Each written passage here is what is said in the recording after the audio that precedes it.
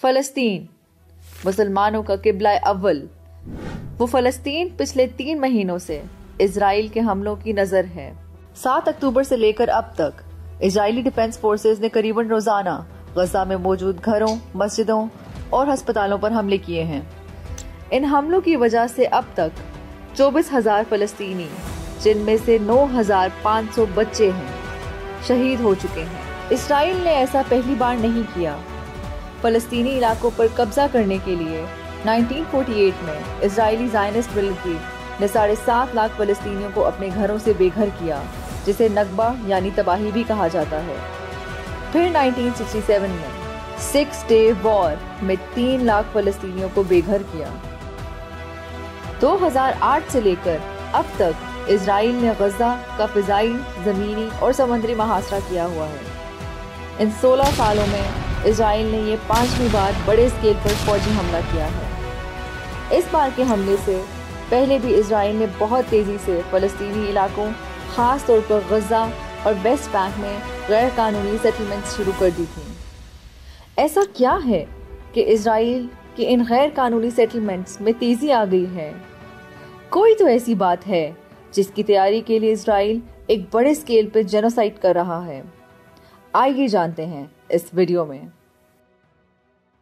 یہودیوں کی کتاب تالمود میں لکھا ہے کہ ان کا ایک مسیحا آئے گا جو حضرت داؤد علیہ السلام کی اولاد میں سے ہوگا۔ ان کا ماننا یہ ہے کہ جیسے ہی وہ مسیحا آئے گا تو اسرائیل کی سرزمین پر حکمرانی قائم کر دے گا۔ دنیا کے ہر کونے سے جیوز اسرائیل کی طرف آئیں گے تو رات کا نظام نافذ ہوگا اور پوری دنیا میں وہ مسیحا پیس قائم کر دے گا۔ یہودی، خاص طور پر ریلیجس زائنسٹ، مسیحا کی تحریک کے لیے بہت متحرک ہیں۔ 1967 کی 6 ڈے وار کے بعد یہودیوں کی اس تحریک میں بہت زیادہ تیزی آ گئی تھی، کیونکہ وہ تقریباً 2000 سال بعد اولڈ سٹی آف یروشلم پر قابض ہونے میں کامیاب ہوئے تھے۔ اسرائیلی پرائم منسٹر نیتن یاہو کو یہودیوں کے سب سے بڑے اور پاورفل ریبائی نے 1984 میں کہا تھا کہ تم ہی ہمارے مسیحا کو ویلکم کرو گے۔ ریبائی نیتن یاہو کو کہتا ہے کہ جب ہم پچھلی بار ملے تھے تو اس کے بعد سے کافی پیش رفت ہوئی ہے، لیکن مسیحا ابھی تک نہیں آیا۔ اس کے جلد آنے کے لیے تمہیں کچھ کرنا چاہیے، جس پہ نیتن یاہو کہتا ہے کہ ہم کر رہے ہیں۔ ریبائی کہتا ہے وہ کافی نہیں ہے کیونکہ کافی وقت گزر چکا ہے، لیکن مسیحا ابھی تک نہیں آیا۔ ابھی بھی وقت ہے اور ہمیں اور زیادہ محنت کرنا ہوگی۔ لیکن اگر یہودی اپنے مسیحا کا انتظار کر رہے ہیں تو اس کے آنے کے لیے کچھ ایونٹس کا ہونا بہت ضروری ہے۔ یہودیوں کی کتاب کے مطابق ان کے مسیحا کے آنے سے پہلے ضروری ہے کہ 3rd ٹیمپل کی تعمیر مکمل ہو۔ یہودیوں کے نزدیک اس ٹیمپل کی مثال بالکل ایسی ہی ہے جیسے مسلمانوں کے لیے مکہ مکرمہ کی ہے، اور یہودیوں کا یہ ٹیمپل قریباً 2000 سال سے گرا ہوا ہے۔ دراصل فرسٹ ٹیمپل کی تعمیر حضرت داؤد علیہ السلام کے بیٹے حضرت سلیمان علیہ السلام نے کروائی تھی، جو کہ 957 BC میں مکمل ہوئی۔ فرسٹ ٹیمپل عبادت گاہ کے طور پر بنایا گیا تھا اور وہاں آرک آف کووننٹ یعنی تابوت سکینہ کو بھی رکھا گیا تھا۔ تابوت سکینہ لکڑی کا ایک صندوق تھا جس میں حضرت موسیٰ علیہ السلام کا عصا مبارک، تورات کی اصل تختیاں، حضرت ہارون علیہ السلام اور من و سلوہ کے تبرکات رکھے تھے، اور بنی اسرائیل کو اسے دیکھ کر اطمینان ملتا تھا کہ اللہ کی مدد ان کے ساتھ ہے۔ لیکن اس فرسٹ ٹیمپل کو بیبلونین بادشاہ بخت نصر نے 586 BC میں حملہ کر کے تباہ کر دیا۔ بنی اسرائیل کو ان کے ارض مقدس یعنی پرومس لینڈ سے نکال دیا اور تابوت سکینہ کو بھی ساتھ لے گیا۔ 70 سال بعد پھر ایران کے بادشاہ سائرس نے بیبلونینز کو شکست دی اور بنی اسرائیل کو اجازت دے دی کہ وہ ارض مقدس میں واپس آ سکیں۔ سائرس نے تابوت سکینہ کی تلاش کرائی پر وہ نہ مل سکا۔ حضرت عیسیٰ علیہ السلام کی پیدائش سے 17 سال پہلے رومن بادشاہ ہیرلڈ نے ٹیمپل کی تعمیر مکمل کی، جسے سیکنڈ ٹیمپل بھی کہا جاتا ہے۔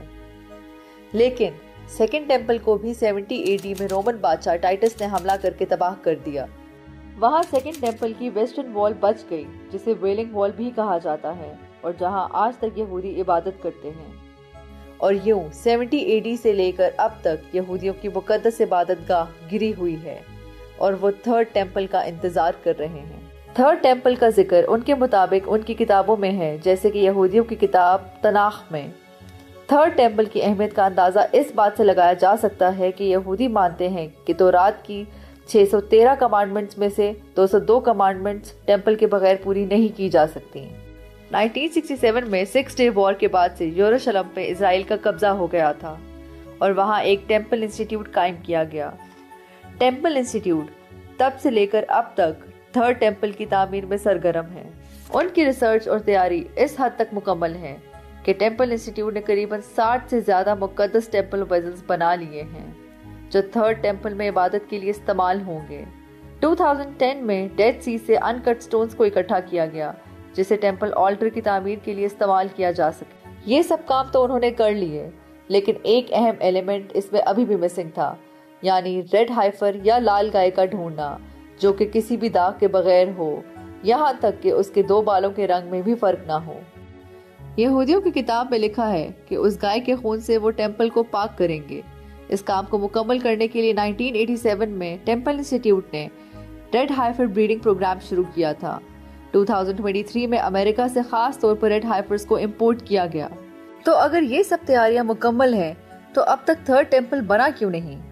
کیونکہ جیوز کا ماننا یہ ہے کہ تھرڈ ٹیمپل اسی جگہ پر تعمیر ہونا چاہیے جہاں فرسٹ اور سیکنڈ ٹیمپل تھا۔